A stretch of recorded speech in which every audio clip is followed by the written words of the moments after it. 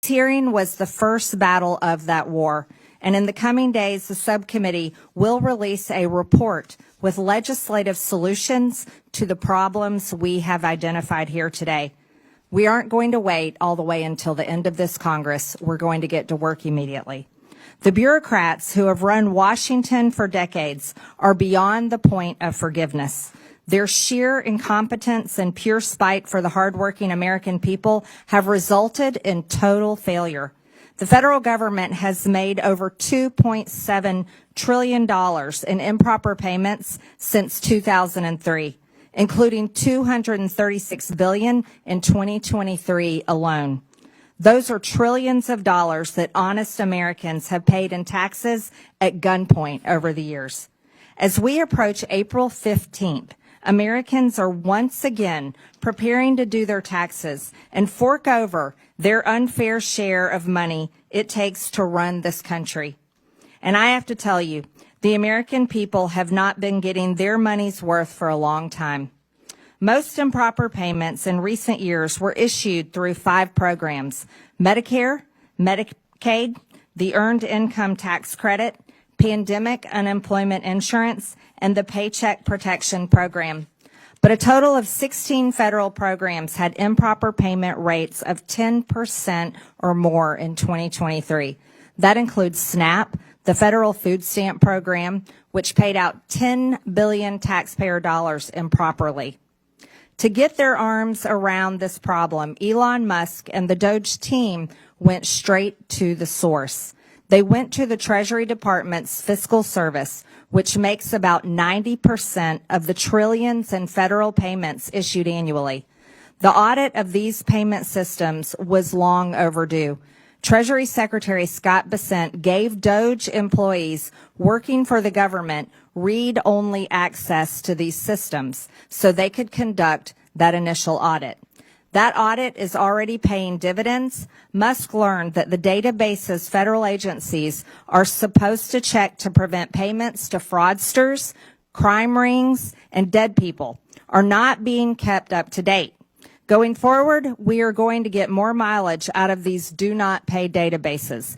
That means fewer improper payments and less fraud and waste of taxpayer dollars. Despite this fraud that's already been revealed, a federal judge in New York issued a ruling last Friday that ran totally contrary to the will of the people. The judge blocked not only DOGE, but the Treasury Secretary himself from accessing his own agency's payment systems. That's absurd. Only career Treasury Department unelected bureaucrats can access the system, the judge ruled. This turns the Constitution on its head. We will hold this judge and others who try to stop the will of the people and their elected leaders accountable. As is written in the Federalist Papers, the judiciary has no influence over either the sword or the purse, no direction either of the strength or the wealth of the society.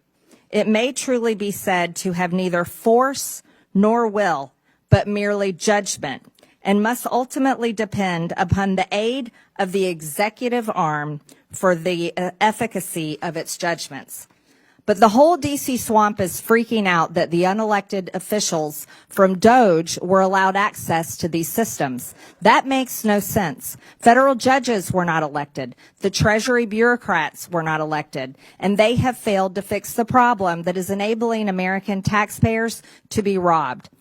So why not bring in skilled outside experts like private companies and private citizens who are successful in the real world to do everyday work that we need to get done here, like audits? Of course, federal payment systems are only one link in the improper payment chain. We need to look at other links in the chain. We need better front-end identify verification to screen out fraudsters, and we need to close eligibility loopholes. That means not letting applicants self-attest to their own eligibility. And it means ending categorical eligibility, which lets someone who fraudulently qualifies for one federal benefit automatically get other federal benefits.